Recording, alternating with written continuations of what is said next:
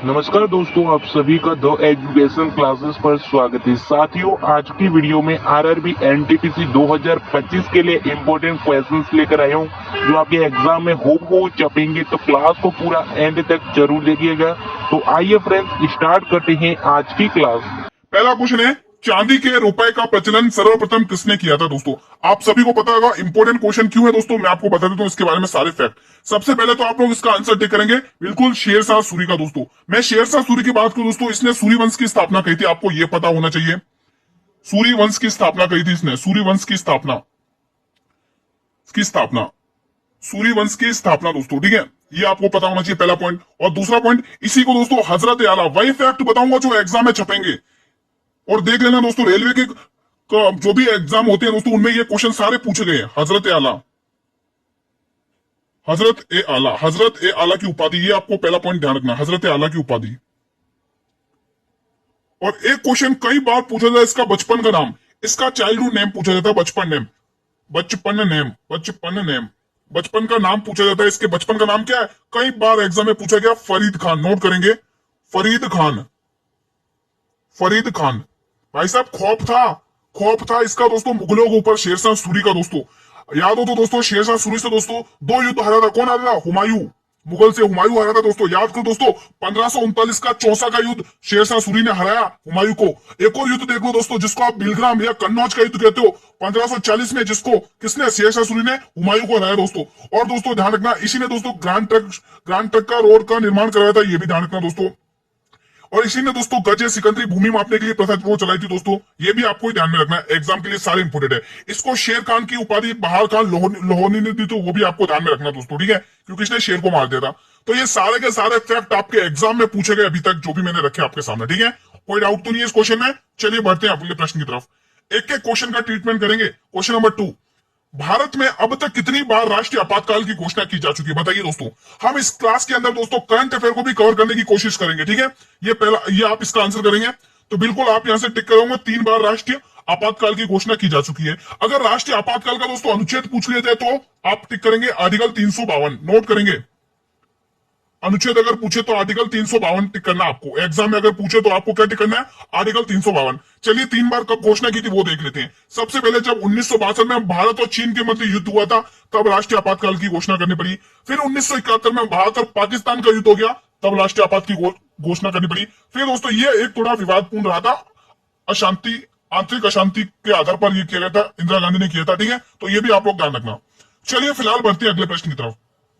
एक एक क्वेश्चन को आपको सुनना अच्छे से, बस आप लोग वीडियो को चालू करिए और सुनते रहिए दोस्तों। बिल्कुल मैं फ्री में बेस्ट से बेस्ट कंटेंट प्रोवाइड कर रहा हूं, आप लोग इसका फायदा उठाइए, अच्छे से पढ़िए, है ना। क्वेश्चन कह रहा है, निम्न में से किसने बंगाल में दोहरी सरकार की शुरुआत की थी? वेरी इंपॉर्टेंट क्वेश्चन है दोस्तों। वेलेस्ली, जिसको सहायक संधि का जनक कहा जाता है, यहां पे नोट करेंगे, सहायक संधि का जनक, सहायक संधि का जनक कहा जाता है। एग्जाम में पूछा जाता है ये क्वेश्चन, सहायक संधि का जनक किसे कहा जाता है? तो वेलेस्ली टिक करना है, ठीक है। क्लाइव, हेस्टिंग या कार्नवालिस? तो इसका आंसर आएगा रॉबर्ट क्लाइव, ठीक है। तो ऑप्शन नंबर 20 का सही जवाब है दोस्तों, ठीक है। अगला क्वेश्चन, उससे पहले कुछ फैक्ट और देख लेते हैं। बंगाल में दोहरी सरकार यानी कि द्वैध शासन की शुरुआत रॉबर्ट क्लाइव ने की थी, और यह प्रणाली 1765 में शुरू हुई थी, ये बात का ध्यान रखना। और वेरी इंपॉर्टेंट लाइन ये ध्यान रखना, 1772 में इस प्रणाली को वारन हेस्टिंग ने दोस्तों समाप्त कर दिया था, ये पॉइंट आपको पता होना चाहिए, ठीक है, ध्यान रखना इस पॉइंट को। अगला क्वेश्चन, विश्व मलेरिया दिवस कब मनाया जाता है? एग्जाम के लिए इंपॉर्टेंट क्वेश्चन है। देखो दिवस से रिलेटेड आपको 2 चीजें, एक तो कब वो दिवस कब मनाया जाता है, और दूसरा उसकी थीम क्या क्या रही है दोस्तों, वो क्वेश्चन पूछेगा थीम से related. 25 April, option number A. Question number 5, Bharat की 2011 की जनगणना के अनुसार हिंदू वृद्धि दर कितनी है? चलिए भारत की 2011 की जनगणना के अनुसार मुझे साक्षरता दर बताइए। 2011 की जनगणना के अनुसार दोस्तों इसकी साक्षरता दर बताइए। साक्षरता दर सभी स्टूडेंट बताएंगे, साक्षरता दर बताएंगे आप लोग, इसकी साक्षरता दर 2011 की जनगणना के अनुसार इसकी साक्षरता दर बताएंगे, ठीक है। तो सबसे पहले अगर हम साक्षरता दर की बात करें तो 74.0% ये साक्षरता दर है दोस्तों, ठीक है, 2011 की जनगणना के अनुसार। अब इसमें से भी दोस्तों आपको इधर रखना है मेल का, पुरुष का। देखो ये पूछे जाते फैक्ट आप देख लेना, कोई से भी एग्जाम है, चाहे एसएससी का हो, चाहे रेलवे का हो, चाहे स्टेट का, कोई सा भी एग्जाम हो। और महिला का ये प्रतिशत पूछा जाता है, महिला का प्रतिशत भी पूछा जाता है और पुरुष का प्रतिशत भी पूछा जाता है। तो महिला पुरुष का कितना था 82.14%। 82.14% ये आपको पता होना चाहिए। महिला का तो वेरी इंपोर्टेंट, ये भी कई बार पूछा जाता है 65.46%। नोट कर लो, ये डाटा एग्जाम में पूछा जाता है। फिलहाल इसका जो आंसर होगा 16.8% था दोस्तों, ठीक है।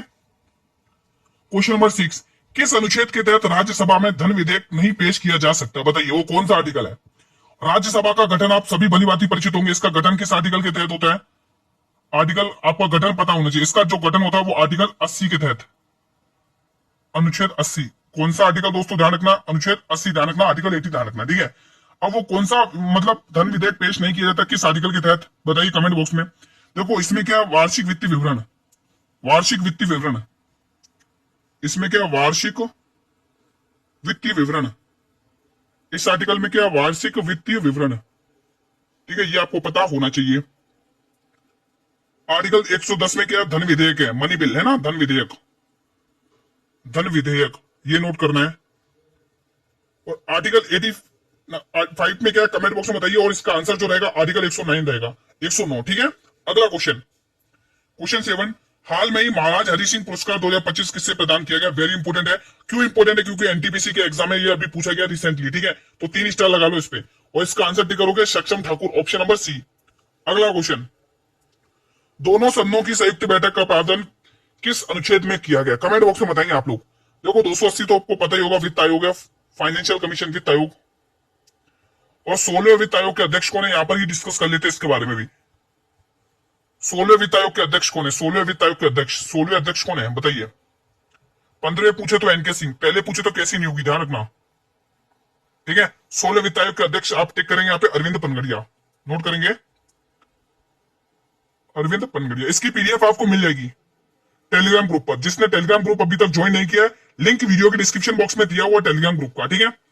बताएंगे फिलहाल इसका आंसर।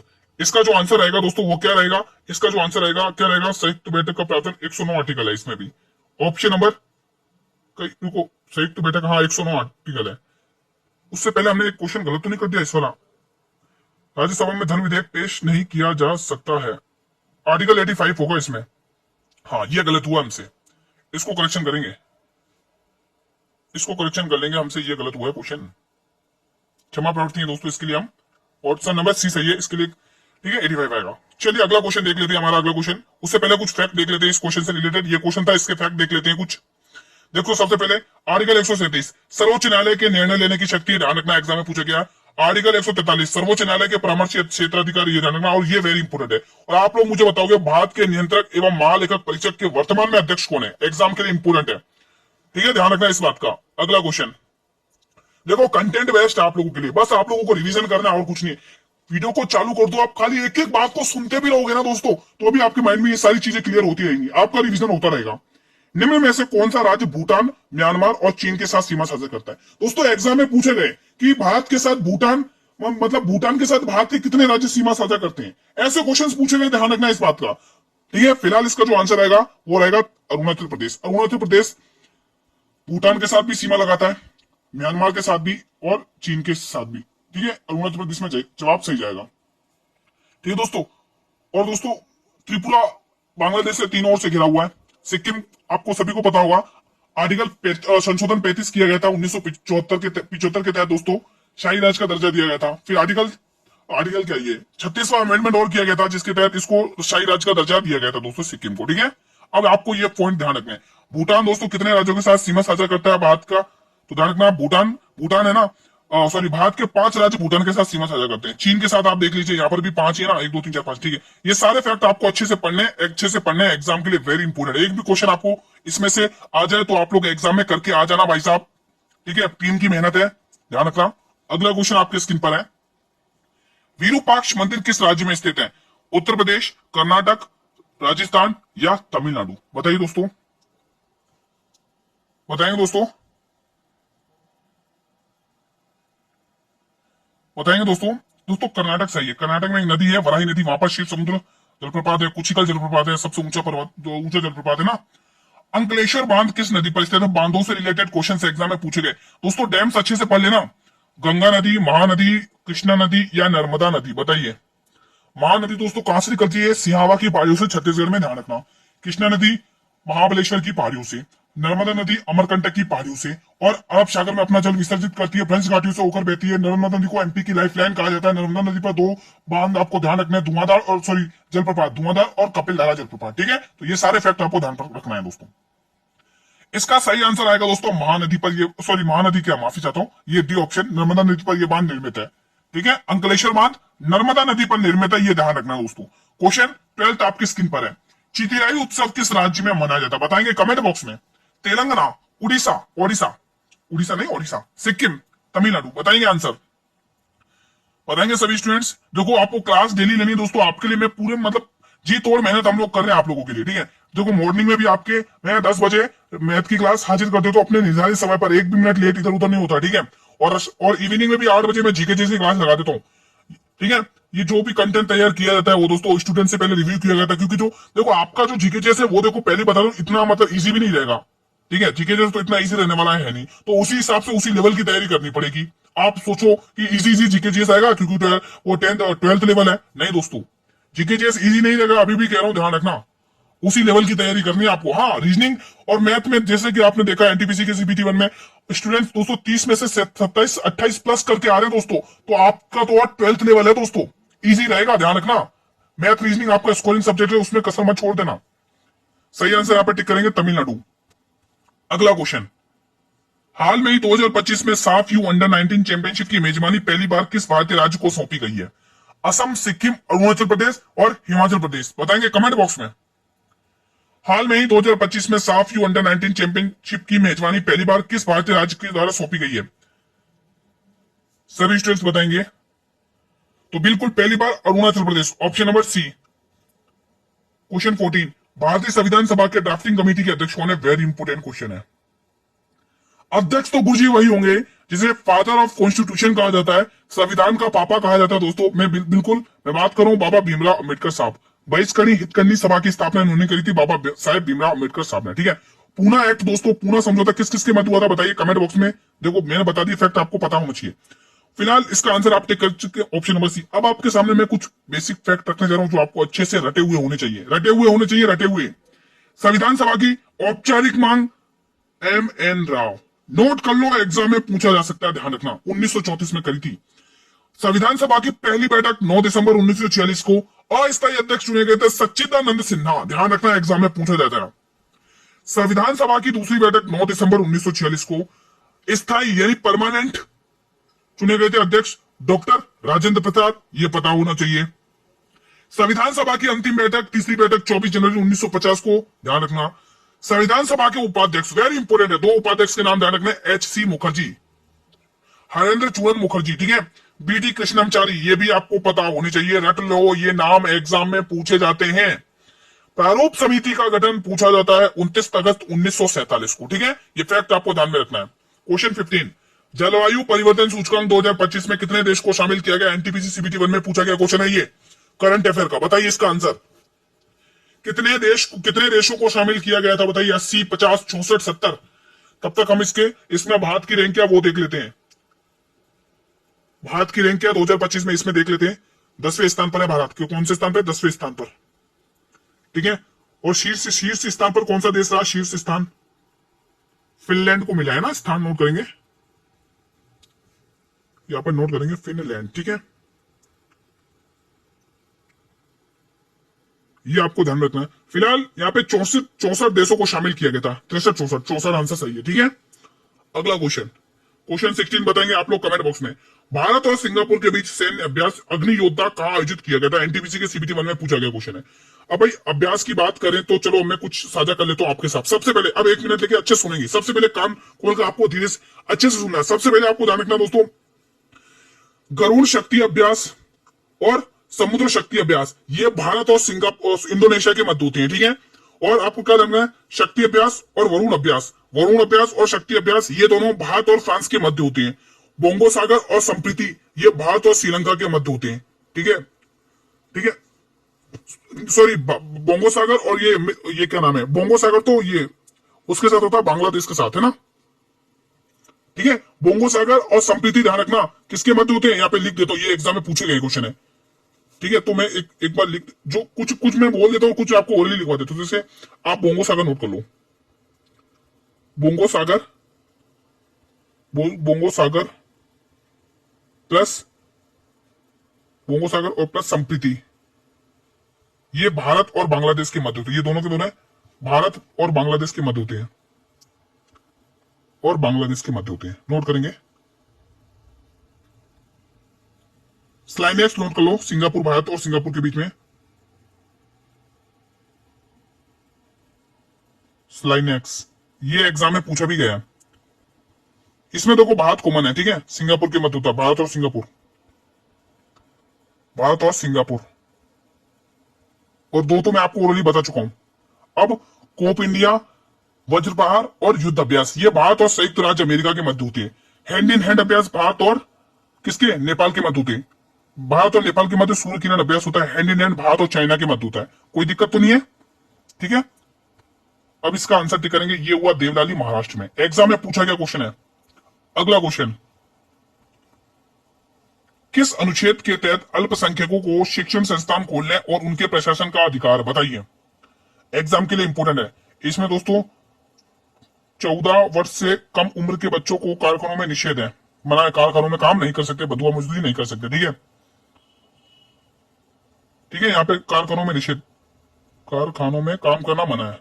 ये एग्जाम में आर्टिकल पूछा भी जाता है, ध्यान रखना, ठीक है।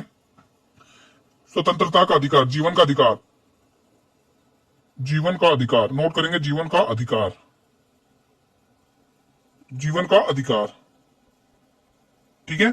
इसका जो आंसर रहेगा आर्टिकल ऑप्शन नंबर ए रहेगा, आर्टिकल 30। आर्टिकल 23 में क्या, कमेंट बॉक्स में बताएंगे आप लोग। हाल में किस भारतीय लेखिका ने अंतरराष्ट्रीय बुकर पुरस्कार 2025 जीता है, वेरी इंपोर्टेंट क्वेश्चन है, आपके एनटीपीसी में भी पूछा गया क्वेश्चन है। तो बानू मुश्ताक टिक कर रहे, तो बिल्कुल सही जवाब है। क्वेश्चन 19, निम्न में से कौन सा वेद संगीत से संबंधित है, वेरी इंपोर्टेंट है। सबसे प्राचीन पूछे, प्राचीन वेद तो ऋग्वेद है, प्राचीन वेद, 10 मंडल है, 10 मंडल है। और इसके जो तीसरा मंडल है दोस्तों, तीसरा मंडल, तीसरे मंडल में क्या है, गायत्री मंत्र है, ध्यान रखना, एग्जाम में पूछा जाता है। गायत्री मंत्र, विश्वामित्र के थ्रू लिखा हुआ है, गायत्री मंत्र, ठीक है, गायत्री मंत्र का वर्णन है, ठीक है। और दोस्तों इसमें 1028 सूक्त है, 1028 सूक्त है, 1028 सूक्त है इसमें, ये ध्यान रखना है, ठीक है। यजुर्वेद दोस्तों गद्य और पद्य दोनों में लिखा हुआ है। अथर्ववेद सबसे प्राचीन नया वेद है, ठीक है। फिलहाल इसका जो आंसर आएगा दोस्तों वो सामने रहेगा, ठीक है, ध्यान रखना। अगला क्वेश्चन, निम्न में से कौन सा घास का मैदान उत्तरी अमेरिका में स्थित है, पंपास, प्रेरी, डाउन्स या स्टेपी, बताइए दोस्तों। देखो पंपास दोस्तों कहां पर पाए जाते हैं, कमेंट बॉक्स में बताएंगे दोस्तों सभी भी। डाउन्स पाए जाते हैं ऑस्ट्रेलिया में, डाउन्स पाए जाते हैं ऑस्ट्रेलिया में, ऑस्ट्रेलिया, ठीक है। और फिलहाल इसका जो आंसर आएगा दोस्तों वो क्या आएगा दोस्तों, प्रेरी, प्रेरी आएगा दोस्तों, ठीक है। उत्तरी अमेरिका में कौन से घास के मैदान, प्रेरी घास के मैदान पाए जाते हैं, ठीक है। अगला क्वेश्चन, सवाना साउथ अफ्रीका में, ध्यान रखना। क्वेश्चन 21, निम्न में से किस नदी का उद्गम स्थल भारत में नहीं है भाई साहब, बताइए। तब तक मैं कुछ फैक्ट लिख देता हूं। झेलम, इसके किनारे कौन सा शहर स्थित है दोस्तों, श्रीनगर, जो कि अशोक ने बसाया था, श्रीनगर, ठीक है। ये आपको ध्यान रखना दोस्तों। झेलम नदी कहां से निकलती है दोस्तों, बताइए। शेषनाग झील से निकलती है। उद्गम स्थल का शेषनाग झील, जम्मू कश्मीर में। ये कहां से निकलती है, शेषनाग झील से निकलती है, ध्यान रखना, जम्मू एंड कश्मीर में, J&K लिख रहा हूं शॉर्ट में, ठीक है। कहां से निकलती है, जम्मू और कश्मीर में। और चिनाब नदी मैं कल भी बताया था दोस्तों, चिनाब नदी के बारे में दोस्तों, हिमाचल प्रदेश में है ना, ध्यान रखना दोस्तों, एग्जाम में पूछी जाती है। सिंधु की सबसे बड़ी सहायक नदी है चिनाब नदी, ये 5 नदियों में भी शामिल है। रावी नदी रोहतांग दर्रे की कुल्लू घाटी से निकलती है, रोहतांग दर्रे से निकलती है, रोहतांग दर्रा, रोहतांग दर्रे की कुल्लू घाटी से निकलती है। और सतलज नदी यहां से नहीं निकलती दोस्तों, ये राजस्थान तिब्बत से निकलती है दोस्तों। तो इसका आंसर यही आएगा, ऑप्शन नंबर सी आएगा दोस्तों, ठीक है। पंजाब का फिरोजपुर शहर इसी के तट पर स्थित है। तो ध्यान रखना, ये भारत में इसका उद्गम स्थल नहीं है, ध्यान रखना। अगला क्वेश्चन, क्वेश्चन 22, धरोही बांध निम्न में से किस नदी पर बनाया गया, गंगा, साबरमती, ब्रह्मपुत्र या गोदावरी? सभी स्टूडेंट बताएंगे। तब तक मैं साबरमती के बारे में थोड़ा इंट्रोडक्शन दे देता हूं। सबसे पहले अरावली की पहाड़ियों से निकलती है। उद्गम स्थल कहां से एग्जाम में पूछा गया है, और इसके बारे में एग्जाम में पूछा भी क्वेश्चन है, ध्यान रखना। अरावली एनटीपीसी के सीबीटी 1 में अभी रिसेंटली अरावली की पहाड़ियों से उद्गम है, उदयपुर में। उद्गम स्थल है अरावली की पहाड़ियों से, इसका क्या है, उद्गम है। कहां पर है दोस्तों? उदयपुर में। नोट करेंगे, उदयपुर में, राजस्थान के उदयपुर शहर में। ठीक है, ये आपको ध्यान रखना है। और दूसरा, अहमदाबाद इसी नदी के तट पर स्थित है। गुजरात का अहमदाबाद शहर इसी नदी के तट पर स्थित है। गुजरात का अहमदाबाद शहर इसी नदी के तट पर स्थित है दोस्तों। गुजरात का अहमदाबाद शहर इसी नदी के तट पर स्थित है, ये आपको ध्यान रखना है। और इसका आंसर भी यही रहेगा, साबरमती नदी, ऑप्शन नंबर बी। ठीक है, बड़े अगले प्रश्न की तरफ। अगला क्वेश्चन, शिवाजी महाराज, महाराष्ट्र की शान, शिवाजी महाराज की शासनकाल में मंत्रिपरिषद को किस नाम से जाना जाता था? बताइए। इनके दोस्तों सबसे ज्यादा फाइट औरंगजेब से हुई थी दोस्तों। औरंगजेब के साथ बहुत टकराते थे, है ना, औरंगजेब से टक्कर होती थी इनकी ज्यादातर। ठीक है, तो बिल्कुल आप यहां से, इनके बीच में एक संधि भी तो हुई थी शायद 1665 में पुरंदर की संधि हुई थी दोस्तों। शिवाजी महाराज के बीच में एक संधि हुई थी दोस्तों, एक संधि जिसका नाम है, आप नोट करेंगे, ट्रीटी हुई थी इनके बीच में। कौन सी? पुरंदर की संधि। नोट करेंगे, एग्जाम में कई बार पूछी गई है। पुरंदर की संधि, पुरंदर की संधि कब हुई थी? 1665 में हुई थी। कब हुई थी ये संधि? 1665 में, मई 1665 में। ठीक है, किस किस के मध्य? एक तरफ तो थे शिवाजी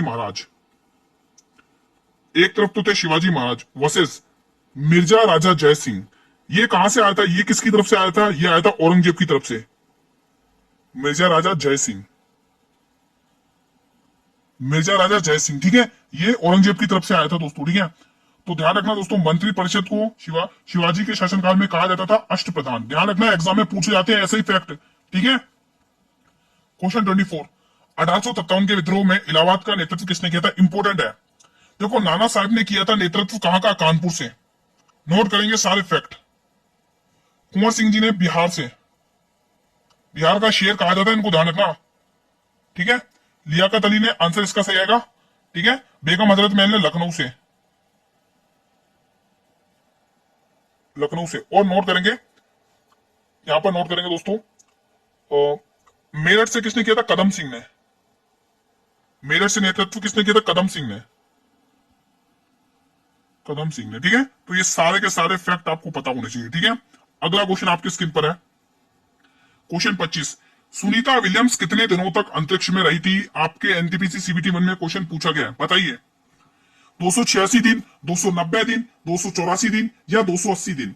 कमेंट बॉक्स में बताएंगे अगर आपको इसका आंसर पता है तो।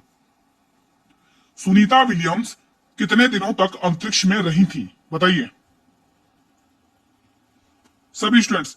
तो यहां पर आप लोग क्लिक कर रहे होंगे ऑप्शन नंबर ए को, 286 दिनों तक सुनीता विलियम्स अंतरिक्ष में रही थी। तो इसी क्वेश्चन के साथ आज का हम सेशन वाइंड अप कर सकते। क्या और भी क्वेश्चन है क्या? नहीं है।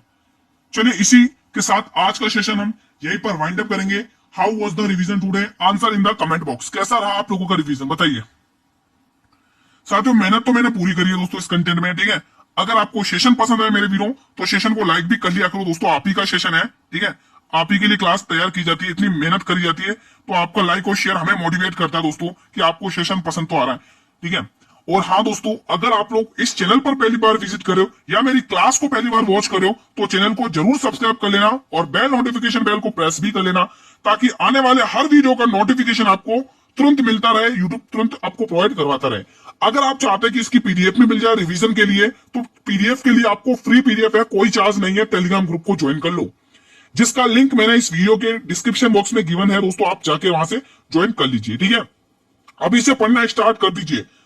ठीक है, और मैं बता देता हूं दोस्तों, जो स्टूडेंट्स सुबह की क्लास देखेंगे उनको बहुत बेनिफिट होगा, क्योंकि दोस्तों मैंने जो क्वेश्चंस करवाए ना मैथ के, आप एनटीपीसी के सीबीटी 1 में स्टूडेंट से मतलब जो करा उनके कमेंट देखना क्लास में जाके, जो क्लासेस उनमें कमेंट देखना। मैंने स्टूडेंट्स ने जो क्वेश्चन किए मैंने करा, वैसे वैसे क्वेश्चन देखने को मिले। अगर आप भी चाहते हैं, आप भी स्कोर अच्छा करना चाहते हैं मैथ में, तो जरूर वो 10 बजे वाली क्लास आपको डेली बेस पे देखना है। डेली एक कैप्सूल लेना मैथ का, ध्यान रख लेना दोस्तों, डेली। और बाकी मेरे ऊपर छोड़ दो, मैं पूरा मतलब सारा कंटेंट एग्जाम ओरिएंटेड ही कर रहा हूं, एक एक क्वेश्चन देखने को मिल जाएगा मैथ का, ध्यान रख लेना।